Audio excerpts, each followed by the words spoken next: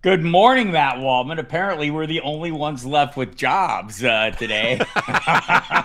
after Sean McDermott, the Buffalo Bills head coach, was fired early this morning. We're recording this on Monday, the day after the divisional playoff rounds, and it didn't go well for McDermott. So 10 coaching openings this year, 2 already filled. John Harbaugh with the Giants. Kevin Stefanski goes to Atlanta.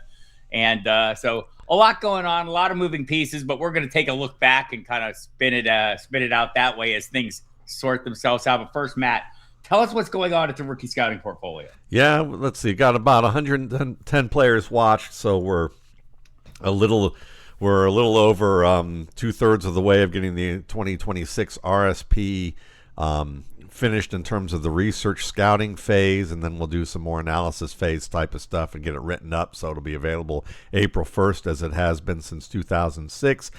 150 plus players at quarterback, running back, wide receiver, and tight end available for $21.95 at mattwaldman.com. It is the most comprehensive look at rookies at those positions that you're going to find anywhere, period. And that's something that's been echoed by NFL scouts, by people who do analytics for the league, folks who, in media, all of that. And then the important part for some of y'all, because you've been wondering, what about that Dynasty rankings and projection service you offer? And you said it was going to be available within the next, 10 to 12 days. Well, let's say 13 to 15. So what's going to happen is I've got 2 more receivers I've got to watch that are on my list right now. Then I'm going to take a break and do a rankings update. We're not going to do any projections yet. We're going to wait till June for that.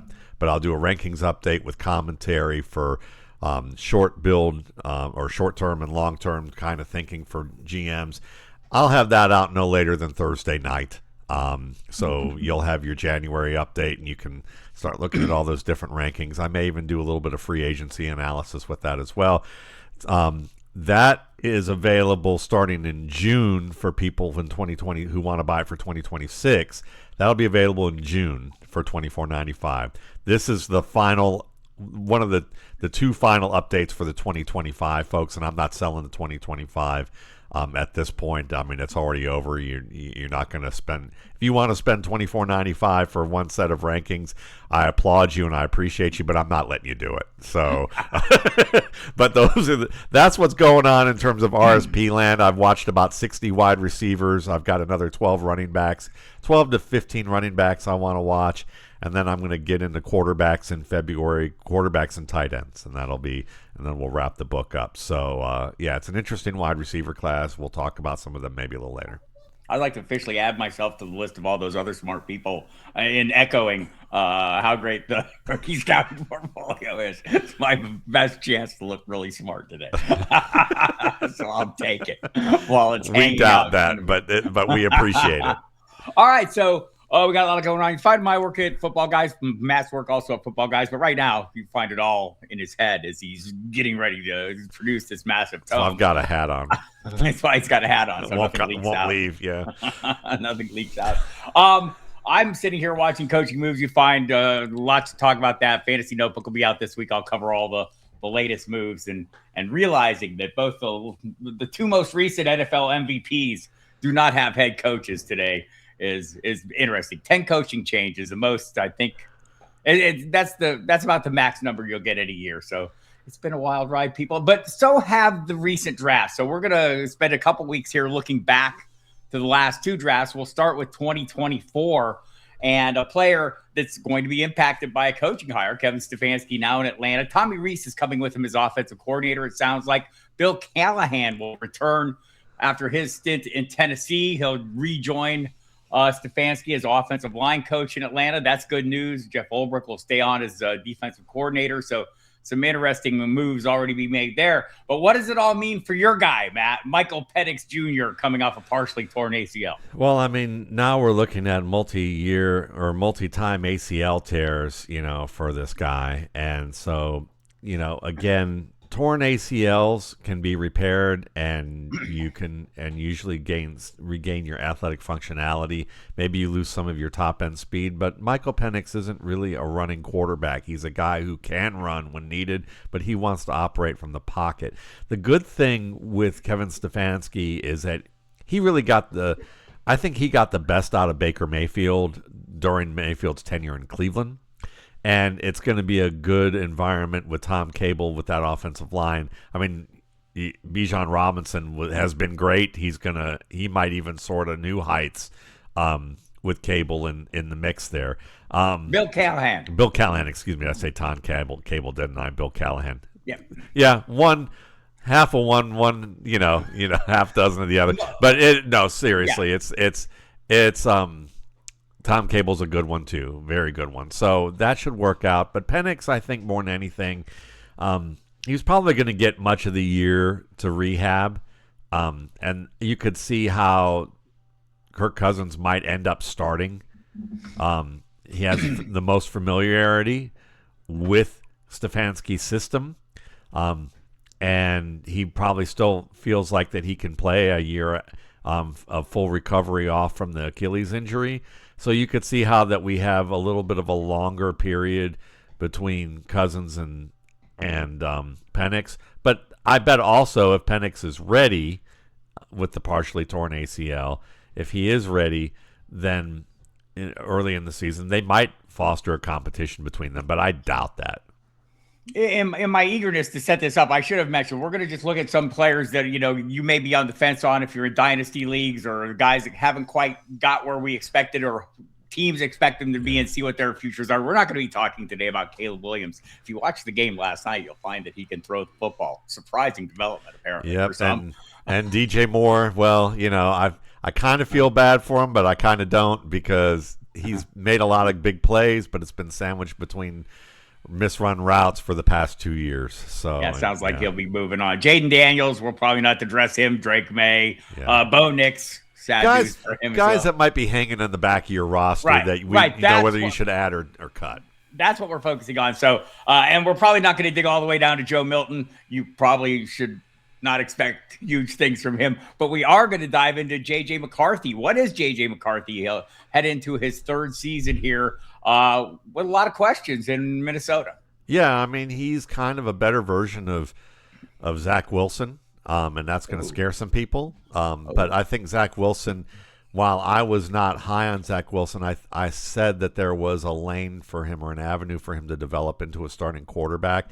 I still think that there's an avenue for J.J. McCarthy to do that. I think McCarthy's much better in the pocket than Wilson was, and I think that there were some high points with McCarthy. There were just a lot of low points a little bit later.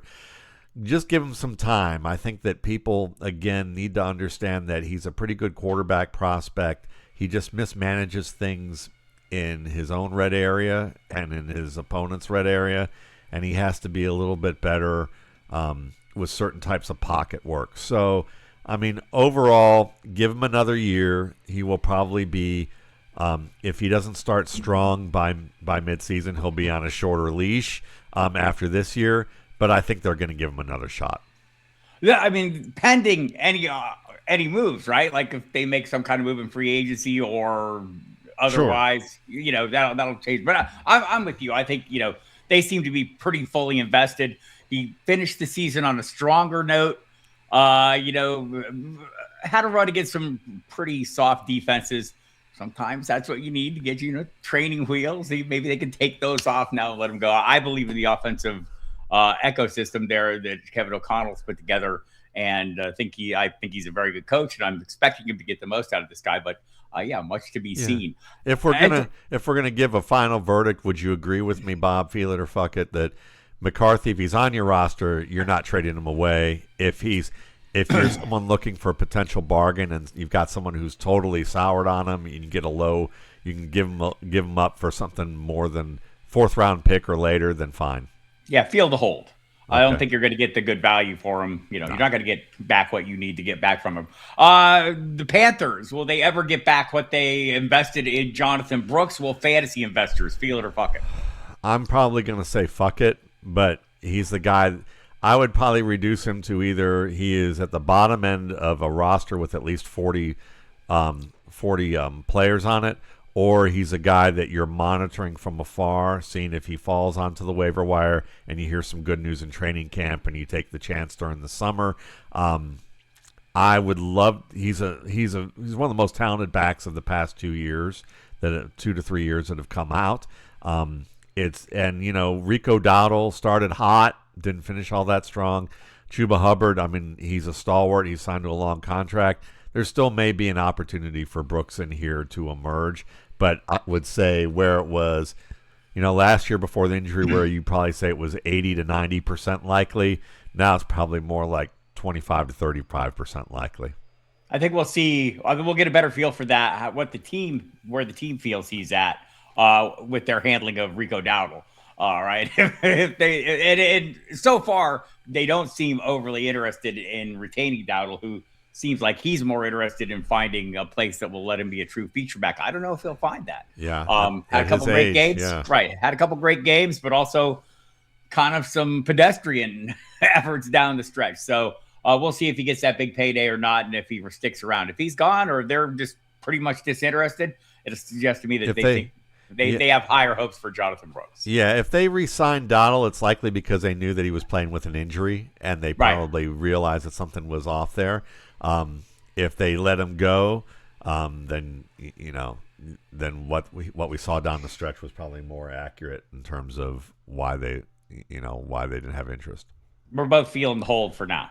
Yeah. All right. MarShawn Lloyd in Green Bay. It's like been brief moments of availability, but not much of that. Are you ready to move on? Feel it or fuck it? I am personally, but I didn't have a high opinion of him overall as a prospect. He's a fumbler. He bounces things outside way too much and doesn't play disciplined decision-making style of football that you would like to see. And I think Emmanuel Wilson and Chris Brooks are actually better running backs at this stage. MarShawn Lloyd is the much better athlete among all three of the backs that are getting playing time in Green Bay. But I think that unless you're on a deep roster 40 plus and you've got the room and you've got some Packers who are ahead of them on your running back depth chart, I would say otherwise just monitor from afar. We're going to get to wide receiver soon. I will hold on to wide receivers until long past their deaths. Running backs, I'm much more willing to move on from. Sorry, MarShawn Lloyd. I'll find somebody else. Maybe it's Jaylen Wright in Miami. They drafted Ollie Gordon too. He seemed to have a role, but Wright kind of reemerged late in the season as a guy that they leaned on in Miami. We're going to have a new head coach there. We've got a new GM in, and his talk of the 5 most explosive players are the 5 building blocks for the team. He did not mention Jaylen Wright. He did mention Devon Achane. So what do you think about Jaylen Wright? Feel it or fuck it? Is he a hold? He's a hold if you've got Devon Achane and you're looking for a reserve who can be lightning in a bottle. Otherwise, he's a guy you monitor from afar again, and you add to your roster as you see with camp. Maybe he's a throw-in for you in a deep roster situation. But again, 40-plus roster, that's what I'm looking for. So if you're not in that, you're just watching him from afar. Ray Davis will have a new head coach this year also with Sean McDermott out.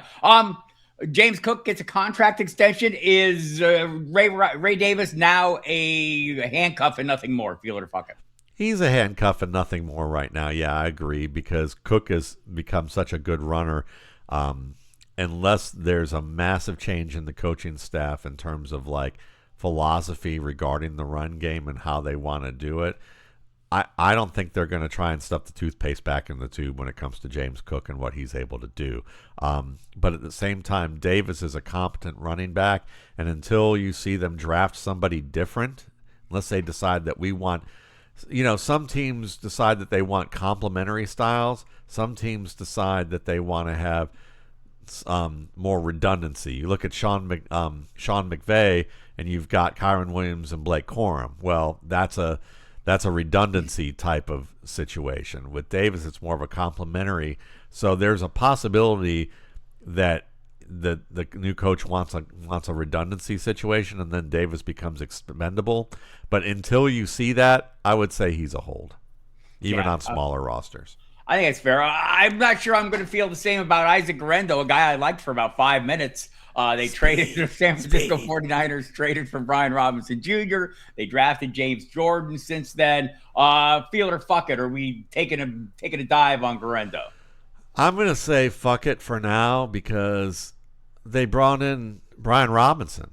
A team that the Commanders were like, yeah, sure, you can take him off our hands. And did you see? And when we watched Brian Robinson play, when he got playing time, he was very good. I think that he's clearly above Guerendo. I think Guerendo probably hasn't endeared himself to the coaching staff because the ability's there, the athletic ability's there. The availability is not the best ability. Yeah, and that's something that the Shanna clan can get kind of picky about. So think of him as Ryan Terrain right now. The Harris clan does too, especially when he's creating lineups. Like my guys to be available. That's right. And I do have some shares of Guerendo, and I will have some decisions to make on him. And at running backs, is it just generally feel this or fuck this? Generally a little easier to move on because there's another bus heading into the station every single minute, right? I would say so. You're going to be able to add guys on and off your waiver wire that'll eventually be helpful to you, and sometimes it takes a little bit longer. There was a time when David Montgomery, people were giving up on him. I mean, come on now. So I think that Guerendo still has a chance, but that's the thing. The best thing you should learn about running backs is you don't have to hold on them too tightly, but you shouldn't give up on them in terms of your mentality. When I say giving up on them, is writing them off as any option that you would ever drop and re-add to your roster. So we'll go to New York, where Braelon Allen suffered a serious knee injury. Isaiah Davis, both those guys drafted last year. Feel them or fuck them. I like Braelon Allen, but I'm worried about the injury. Will some of this depend on Breece Hall's future? Yeah, it's going to totally depend on Breece Hall's future, and I think that if Hall is gone, Allen certainly gives you a shot to be in that camp of 40-man rosters and higher. Keep him on your roster. If he's like, I would say that maybe if you have some Jets and you have a roster more than 25, less than 40, you might want to consider him at the end of your bench. But Isaiah Davis is going to be a factor. I mean, I think he's a better receiver. I think he's a little bit of a smarter runner at times than Allen is.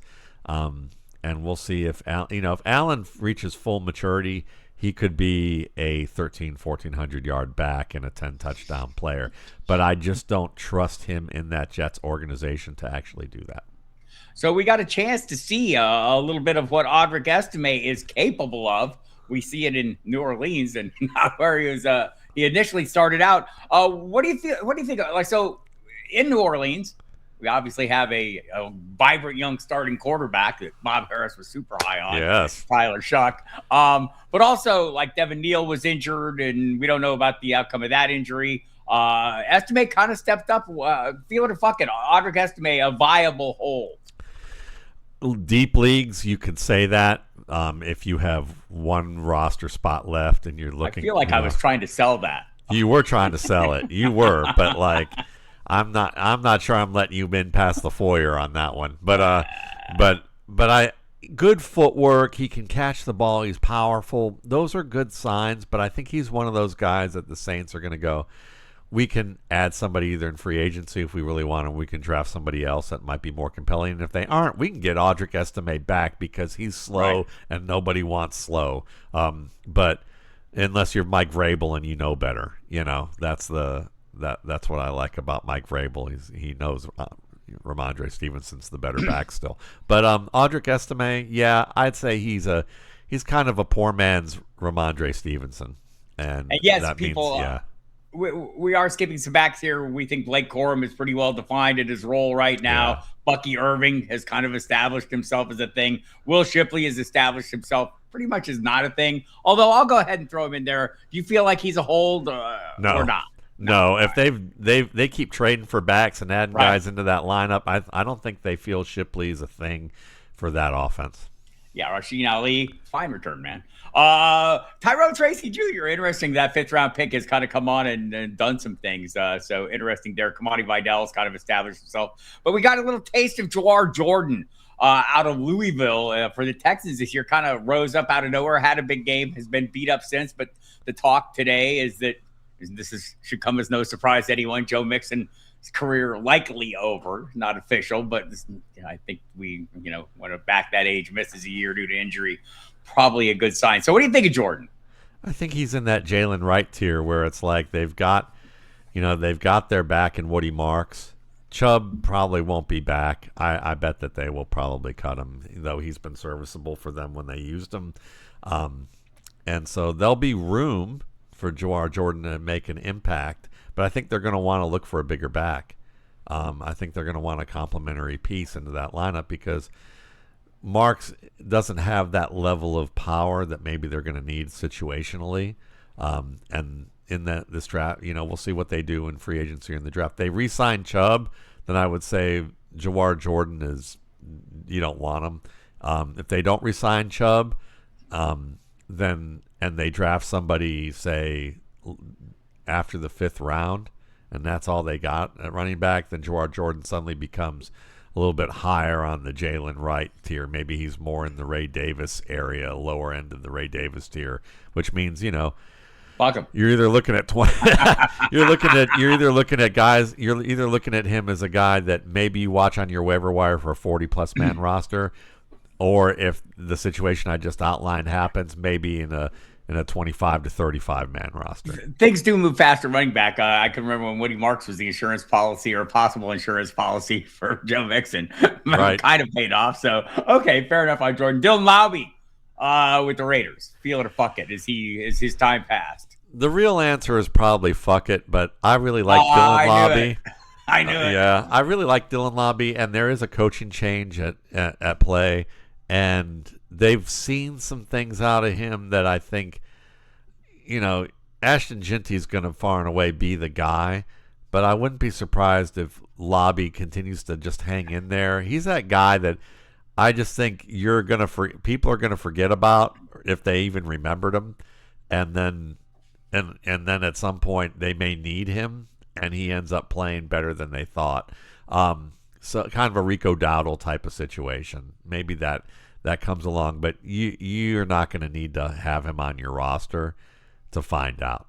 All right, let's go quickly through the wide receivers because they are copious. And there's some names on here just because they haven't quite gotten where they were expected. Xavier Legette would be first and foremost among them. I think he's probably a hold, but what should reasonable expectations be?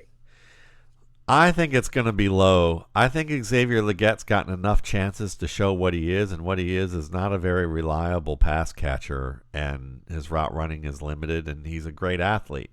But I think they need a legitimate number one wide receiver. I know that people are going to say, well, that's Tedoroa McMillan, but Matt says no. But I don't think so. I think he's the number 2. And I think they need a number 1. I think they got a great number 3 in Jalen Coker, who might even be able to be a number 2. Maybe you can have 2 number 2s with McMillan and Coker and get away with it. That might be the thing. But Legette, to me, is a wide receiver 3 who's an infrequent or volatile performer.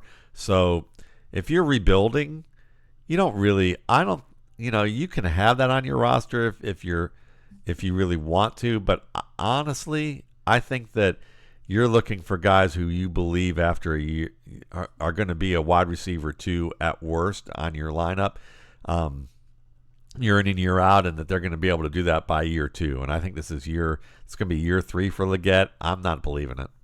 Keon Coleman in Buffalo still has Josh Allen. I mean, to me, that's enough to make me feel keeping him.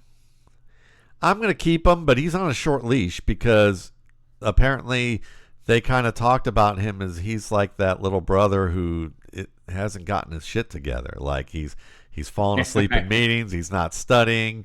He's got the bench at least one time this year, or at least was basically put on the inactive list, healthy scratch for those reasons. Yeah. So look, once you start seeing that kind of stuff, you're gonna have to see a major turnaround from a guy, and maybe he's discouraged being in Buffalo and knows that he doesn't really have a great fit there. But I don't know. With the new coaching staff, they may decide they're going to bring in another wide receiver, and this whole offensive philosophy has been make Josh Allen spread the ball around and not rely too heavily on just one guy. And that's been helpful to a degree, but maybe you need one guy in the playoffs. You know? Some of those issues you mentioned are why we're not going to talk about Jermaine Burton today. So it seems like he fucked himself. He's gone. Yeah, he's gone. He fucked himself. He's gone.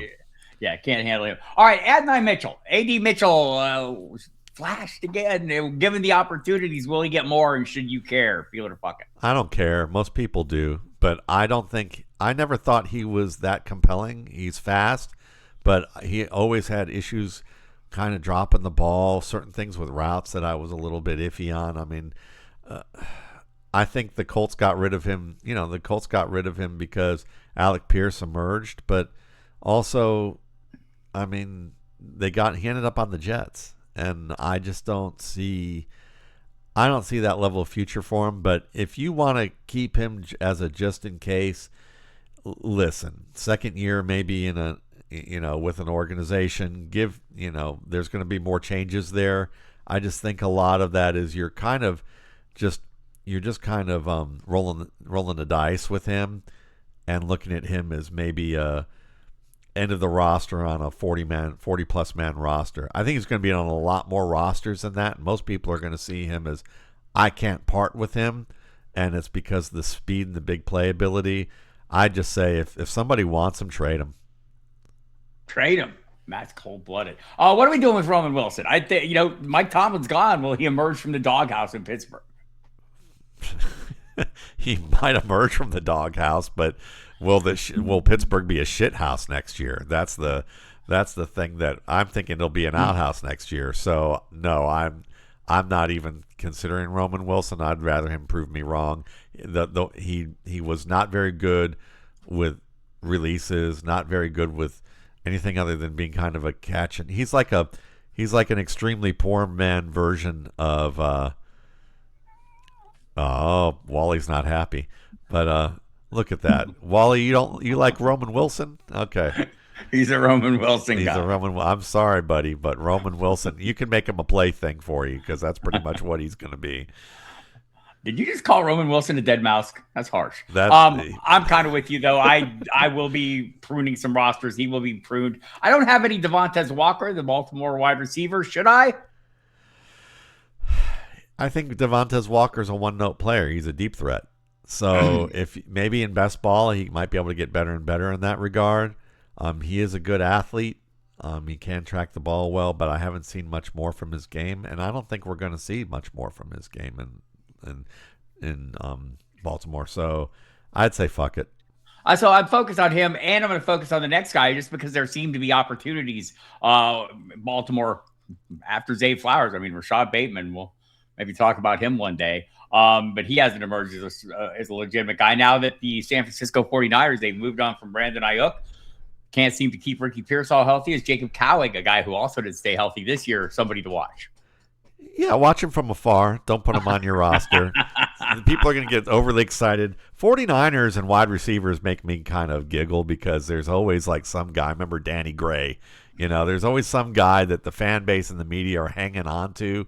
Like this, they like this guy. They like this guy, and then they get rid of this guy, and he never really did anything for them. So I think that Cowing's going to be in that mix. I always thought he was an okay slot receiver who could give you occasional big plays, but that doesn't translate to fantasy.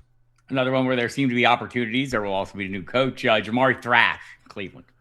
Nah, fuck that. That too. I mean, I just think that he's a good NFL contributor type that can make a roster, and he'll be in the league for a few more years at the very least. But I don't see him making this is an old reference for all you old folks out there, a Terrence Mathis-like emergence, later in his career, or something like that. But but I think he's a competent player who's just not a fantasy producer. All right, we're not going to talk about former Broncos draft pick Devon Bele, who has emerged as a monster, much to my pleasure, along with my great quarterback Tyler Shuck. Yes. I make crazy dynasty investments. People deal with it. But there's another New Orleans Saints. Bub Means got hurt this year. What do we think about him? I think he's one of those talented guys who, like most of the receivers that come into the NFL, they have just enough skills to intrigue you, but not enough to rely upon just yet. And he was gonna need a few years. He's someone that maybe you add onto your expanded roster in the off season. You can do that for Jamari, for Jacob Cowing, for Devontez Walker, right. For Adonai Mitchell, and probably for Legette and Coleman, just in case, and just keep them as that, but then cut them out of your team by September if they don't show much. All right, a couple more names that I think some of these are a little more interesting. Malik Washington in Miami, new coach coming in. Was he a product of Mike McDaniel, or was the optimism rooted in him, or is he a guy that can do something? I know people look at Mike McDaniel with a high level of esteem as an offensive mind. But one of the criticisms I would have of Mike McDaniel is that he, more than any of the coaches from that McVay tree or Shanahan tree, he was the one known most for seeing players as cogs as opposed to seeing them as individuals that you work a scheme around. And when the main cogs were missing, he got very conservative with how he used the replacements. It was like he was scared to let them be the players that they could be, and he was worried about them making mistakes to the point that I think he choked the offense out on his own. I think Malik Washington is more than what they made him out to be, and I would hold him another year just to see what happens. It maybe turn out that the coach goes, I want my guys, and Washington's one of those guys, and I'm gonna keep the label that I heard about him. Or they might actually be a coach that has a coordinator that scouts everything and looks back at college tape or looks at practice and goes, this guy's much more than what McDaniel was using him to be. Yeah, I'm going to keep in the Washington lane and go with Atlanta's Casey, who was a kind of a summer, late summer preseason superstar, and then evaporated in the season. Is he somebody we should watch with Kevin Stefanski coming in? I think that he's in that mode of guys you can add on a big roster for the summer. But we're going to have to see more complete route running, and also depends on whether Kirk Cousins is starting or it's Michael Penix. Penix had the better relationship with him. I think that Cousins, probably it's been okay, but he was much more attuned to the former Giants receiver who used to play at West Virginia, and I can't remember his name right now, David Sills. Yeah. David Sills the fifth. Sills the fifth, yes, who used to be a quarterback in his own right. And so maybe they've got a little good rapport there because of that common ground. Right. So Washington, to me, I mean, I'm not too excited about him. He makes some splash plays, but I don't think he's an up-and-comer at this point, especially on a team that's going to play a lot more two tight end sets, most likely under Stefanski and Reese. Jordan Whittington seems like he's kind of stuck behind some pieces in Los Angeles, and maybe one of them we'll be talking about next week. But what do you think of Whittington? I never understood the love for him from fantasy. I do get the love for him from a scouting perspective. He's a tough player who kind of does a lot of the little things that coaches would like, and he can play special teams if you need him to be. But I don't see his role expanding beyond that. He may have some good weeks occasionally, but I don't think he's a guy you're going to be able to rely on, and he's not a special route runner in any circumstance other than that he's reliable in zone.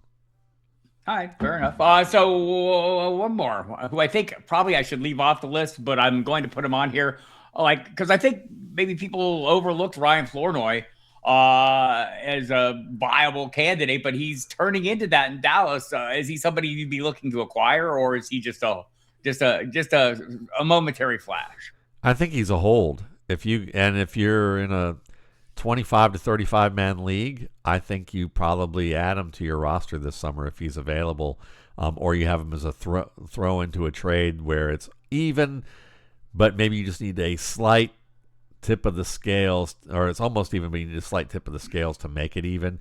Flournoy is that little bit that you put on the scale that would make it even. I think that he's shown something as a route runner a little bit more. He's not unbelievably explosive, but he can certainly do some work for you, and I think that there's growing confidence with him. You just know that Dallas is obviously a reality show, so you just never know what turn that organization is going to take from one moment to the next.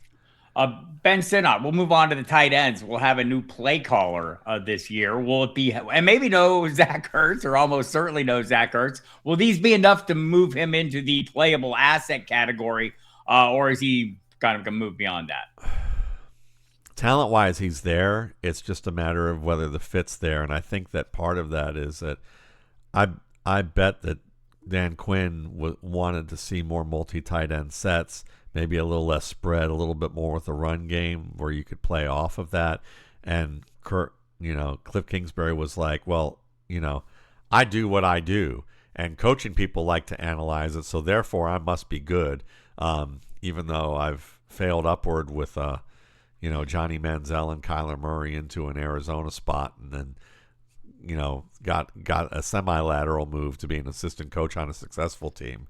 And he's always good one year, but then the next year it doesn't seem like his quarterbacks have developed beyond the point that they need to, and that his offenses kind of get stale. So I think they wanted to avoid Jane Daniels getting into a funk with a stagnant offensive mind. I mean, I hate to call him that because there are some innovative things that he does, or interesting, effective things that he does, but I don't think that he's a complete coach on the level that you need to be, or else for offense, or else he would still be in Washington.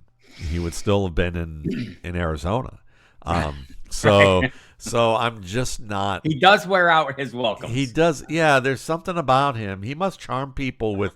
He's one of those guys that talks the talk, and maybe the whiteboard's the talk thing. And then when it comes time to walk the walk, he walks about, 16, 17 steps pretty well.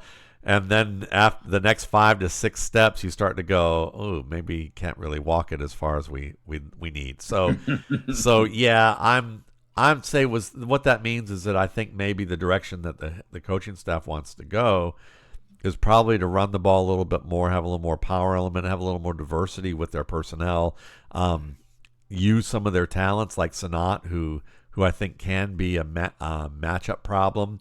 He's like a middle-class Brock Bowers, maybe an upper-middle-class Brock Bowers. So they need to get him on the field and find out. With Ertz being hurt and being as old as he is, I think there's a chance. Just know that if they're going to go run heavy, he's going to still be the number 2 option in name, because Bates is their run blocker. Right. And he's the best on that team. Yeah, no doubt about that. And by the way, yes, we are skipping guys like Brock Bowers, and I'm skipping Theo Johnson just because he's emerged as a starter already. He's already a hold. And some of these other guys we're going to talk about are sharing walks. I want to talk about 2 guys, though, that have struggled to stay healthy but seem to be talented enough. Jatavian Sanders in Carolina and Eric All in Cincinnati. What are you doing with those guys? All unless you can have IR that just is continuous, all someone you just monitor from afar and hope that he miraculously can not only get back to what he was, but also sustain his health. And that's going to be a tough call with him. So very talented player, but I would say you're probably giving up on him at this point, unless you're, again, 40-plus man roster leagues and you just want to extend it for the summer to see how he does this summer. This will be the last summer for him to really get a chance to see. With Sanders, I mean, Sanders certainly does have some talent, and there's moments that we've seen it. So I would give him another year, probably even in a 25 to 35 man roster, but he's on a short leash. The Sanders talk brought Wally to his feet. I'm telling you that. Now he's settling back down. AJ Barter seems to he won't go away. Maybe Elijah Arroyo's health was part of that issue. But he does seem to be a good goal line weapon. Is like tight end is a position where fuck him. There's going to be other guys. But is Barner a guy that maybe we should view differently? Yes. It's kind of like, this is an old reference, and I'm sure I can make some newer ones down the line. But think about the Saints and how they had a tight end that was more in towards the goal line and Taysom Hill, even though he ran the ball a lot. And then you had guys who could maybe do a little more downfield, like the Johnson, the Penn State kid who played at Oregon. Maybe that you can see a combo like that. But or the older version for me is the Packers when they had Wesley Walls and Keith Jackson. And Wesley Walls scored much of the touchdowns. Keith Jackson got a lot of the big plays. I think that for right now, I would hold on to Barner as a cheap option who can give you points when you need him, while Arroyo is still fully learning the game. Yeah, I'll buy into that as well. Saw a little bit of Cade Stover yesterday. Did we see enough, or have we seen enough to think he's a viable option going forward? Feel that or fuck it. I'm still feeling it because I think I think he's a good player who can catch the ball well and give you a little bit more after the catch. And with Schultz, still another year I think for Schultz. With his contract, I think you got to hold on to him for one more year if you're in a 1.5 PPR format. If you're in just a regular PPR format, 40 plus man rosters, or maybe you're trading for him down the stretch of next season. Fair enough. So let's go with one more, just because I'm interested with Travis Kelce likely having played his last down of football. We'll see about that soon enough. Jared Wiley, the TCU tight end who's in Kansas City. Expanded summer rosters just to see what's being said about him. Whether he's really improved and what he's doing in practices. He's always been able to make the pretty catches, the back shoulders and the contested types of plays. But the big question for him is can he actually digest and execute Andy Reid's offense? Because I wonder about that pretty much with any young player who is assigned to run a route and catch a ball that comes through Andy Reid's system, whether it was in Philadelphia or in Kansas City. They've run through more receiving talent that people expected something from that hasn't worked than the white pages has run through paper. For sure. We may talk about some more of that next week. And by the way, it may have a new offensive coordinator in Kansas City. Sounds like the Chiefs have come to the fuck it point with Matt Nagy, who is, by the way, a candidate for the Titans head coaching job. But his contract expires, and they've already reached out and asked permission to talk to Eric Bieniemy, a familiar face in Kansas City. That was a smarter choice anyway. Yeah, and so we'll see what happens there, but probably will be a new coordinator, some other new pieces. We'll see what Patrick Mahomes is. If you were sitting here today and had to make a decision, would you think that it would be Noah Gray as the most likely candidate to replace Travis Kelce? Absolutely. All right. Yeah, absolutely. He's probably he's that guy that, he may not give you Kelce numbers, but he might be able to give you top 15 tight end value with some big games. I feel that, and I fucked very little today. I felt most of the things, and that makes me sad. I'd like to be doing more of the fucking, I guess. Mold. But when you were in a feeling mood, that's why Wally showed up. Apparently so. All right, so rookie scouting portfolio. Go make your orders. MattWaldman.com. Again, run us down what we should expect in the short term. Well, in the short term, within the next few days, probably no later than Thursday night, if you're a Dynasty Rankings and Projections subscriber from 2025, you're going to get a rankings update with commentary update and some free agency stuff. No projections in it. Why? Not at this point. And then for the RSP, well, I'm about 110 players through. Well, the goal is always 150. I'll probably have more than that this year. We'll see. It depends on how much time I have. We're paring down 60 wide receivers in already. I've done about 45